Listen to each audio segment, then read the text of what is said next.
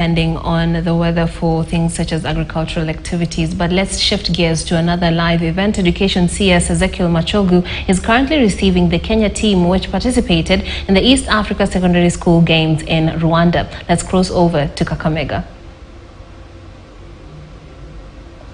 Under an ID, you will be able to benefit from the IRON's education board.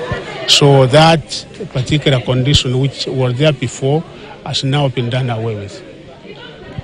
Thanks so much, Waziri. Yeah, thank you. Hao wanafunzi ini shule gani? Ate? Yamira Girls. Hii ilikuwa which game na hockey. Mliwin East Africa Champions. Yeah. Oh, nice. So is the man in charge? No. Oh. Captain nani? Captain. Na mwalimu wenu? Mwalimu wetu.